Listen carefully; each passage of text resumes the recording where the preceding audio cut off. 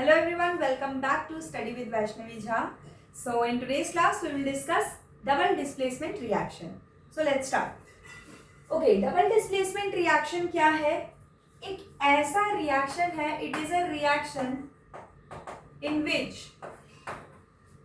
जैसे आपने डिस्प्लेसमेंट में पढ़ा था उसमें एक एलिमेंट डिस्प्लेस हो रहा था, only one element was being displaced in the displacement reaction. यहाँ पर दो एलिमेंट्स जो हैं वो डिस्प्लेस होंगे. कैसे वो देखते हैं. Suppose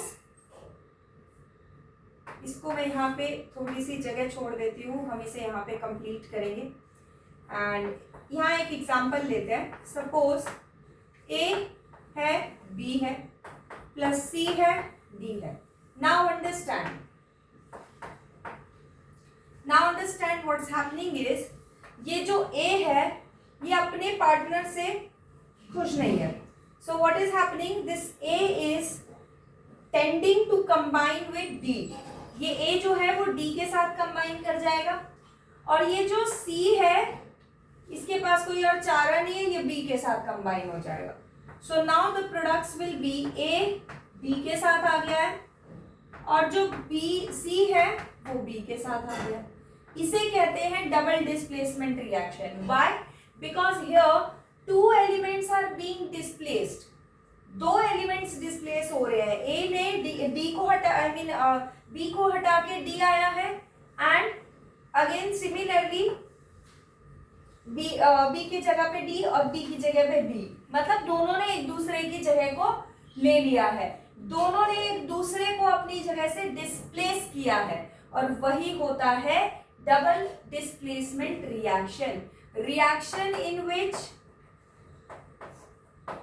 two elements displace each other, or reaction in which ions are exchanged is called double displacement reaction. उसे डबल डिस्प्लेसमेंट रिएक्शन कहते हैं, नॉट डीकम्पोजिशन रिएक्शन. मेरे दिमाग में है कि मैं डीकम्पोजिशन रिएक्शन पढ़ा रही हूँ इसीलिए, बट डबल डिस्प्लेसमेंट रिएक्शन क्या होता है? Double displacement reaction, the reaction in which either you can say that two elements are displacing each other, or you can say that the ions are being exchanged. Okay, that sort of reaction is called double displacement reaction.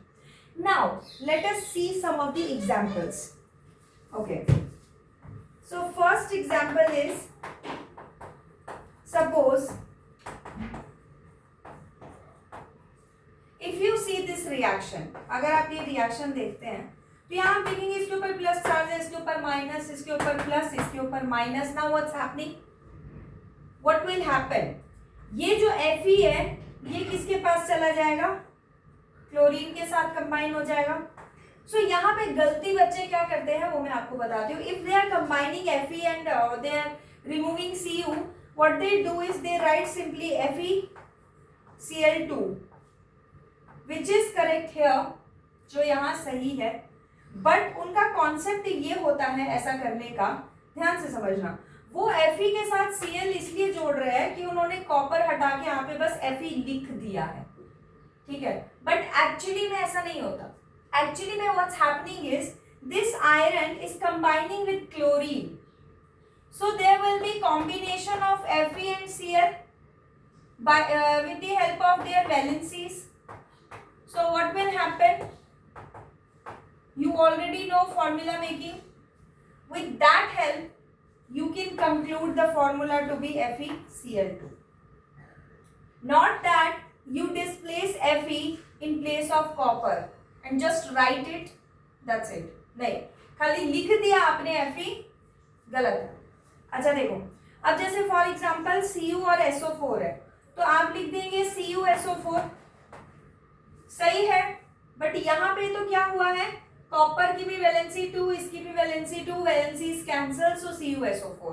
But कुछ बच्चों को concept में क्या होता है, copper ने iron को हटाया तो कॉपर की बस आयरन की जगह पे कॉपर आ जाएगा, दैट्स इट. बट ऐसा नहीं है. अब आप में से कुछ बच्चे ऐसे होंगे जो कहेंगे क्या फर्क पड़ता है, हम कोई भी कॉन्सेप्ट लगा, आंसर तो सही आ रहा है। तो एक काम करते हैं, हम आंसर दूसरा लेके देखते हैं, आई मीन दूसरी रिएक्शन लेके देखते हैं, and then we will see क्या आंसर तभी भी सेम आता है। Okay, let's see example number 2। So take an example AlCl3 plus MgO। Okay, now अब जो बच्चों का कॉन्सेप्ट ये वाला था कि सीधा उसकी जगह पे हटा दो और वो एलिमेंट लिख दो, ठीक है, वैलेंसी कौन देखेगा, आंसर तो सही आ रहा है। तो अब यहाँ पे आप करेंगे तो आपका आंसर गलत आ जाएगा। कैसे, देखिए यहाँ पे Al is plus charge, Cl is minus, Mg is plus, O is minus. So what will happen? Al will combine with oxygen. So अगर गलत कॉन्सेप्ट के हिसाब से you will write AlO, right? But सही कॉन्सेप्ट के हिसाब से it should be the combination of aluminium and oxygen. Aluminium की वैलेंसी 3, ऑक्सीजन की valency 2, valency is exchange, formula becomes Al2O3 plus गलत कॉन्सेप्ट के हिसाब से Mg बस एल्यूमिनियम को हटा देगा तो MgCl3, बट सही कॉन्सेप्ट के हिसाब से MgCl, Mg की वैलेंसी 2, क्लोरीन की वैलेंसी 1, तो फॉर्मूला बिकम्स MgCl। तो ये वाला गलत है और ये वाला बिल्कुल सही है। आई होप आप लोगों को समझ में आ गया होगा कि मैं क्या कहने की कोशिश कर रही हूँ, that you do not have to just replace the elements. आपको रिप्लेस नहीं करना है, इसको हटा के वो लगाना है, नहीं, आपको उसका रिएक्शन लिखना है, आपको उन दोनों को कंबाइन करके लिखना है। मतलब आयरन और क्लोरीन ये दोनों अगर साथ में आ रहे हैं, that means they both are reacting together, so you have to make a formula of it, और वो आप लिखेंगे, ना कि सिंपली यहां से कॉपर हटा दिया उसकी जगह पे Fe लिख दिया। कई बार अगर आप इस कॉन्सेप्ट से चलते हैं, कई बार हो सकता है आपका आंसर सही हो, बट मैक्सिमम टाइम्स आप फाइंड करेंगे कि आपका आंसर गलत होगा।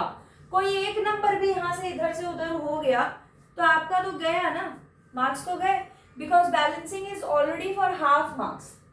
आपने ऑलरेडी यहाँ रिएक्शन अगर गलत लिख दिया, मान लो रिएक्शन 1 नंबर की आई, अब 1 नंबर के रिएक्शन में व्हाट डू यू एक्सपेक्ट कि आप जैसे मान लो आपने कोई 1 नंबर गलत लिख दिया, सपोज Al2O3 को Al3O2 लिख दिया, नाउ यू एक्सपेक्ट कि एक ही तो मिस्टेक हुई तो हाफ मार्क्स कटेगा, बट ऐसा नहीं होता।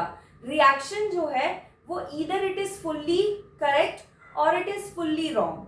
तो आपको ध्यान में रखना है कि अगर आप एक भी नंबर गलत लिखते हैं उससे बैलेंसिंग भी गलत होगी, हाफ मार्क्स वहां पे भी डिडक्ट होंगे, और रिएक्शन अपने आप में भी गलत हो जाएगी एंड रिएक्शन के हाफ मार्क्स नहीं मिलते। ओके, सो आपको इस चीज का ध्यान रखना है। So this is double displacement reaction, बहुत ही सिंपल है, आप इसके और भी ले सकते हैं एग्जांपल्स, जैसे हम कुछ और देख लेते हैं। अच्छा, लेट अस सी वन एग्जांपल। Fe, अच्छा वो तो आपका सिंगल डिस्प्लेसमेंट का बन जाता है ना। Okay, ZnSO4 plus Mg3PO4 2। Okay, क्या होगा इसका आंसर? तो ये है आप लोगों का होमवर्क। इसका रिएक्शन आप लोग लिखेंगे, कमेंट्स में डालेंगे कि क्या इसके प्रोडक्ट्स बनेंगे, और फिर हम आपसे नेक्स्ट क्लास में मिलेंगे जिसमें हम करेंगे रिडॉक्स रिएक्शन। अगर आप लोग कमेंट्स में डालेंगे तो नेक्स्ट क्लास में मैं इसका आंसर भी डिस्कस करूंगी। Okay, so see you in the next class, and next class में हम रिडॉक्स रिएक्शन करेंगे and hopefully that will be the last topic of the chapter, और फिर हम सीधा इसके एक्सरसाइज और इंटेक्स क्वेश्चंस पे आ जाएंगे। चलिए, तो फिर मिलते हैं नेक्स्ट क्लास में। Take care, bye bye.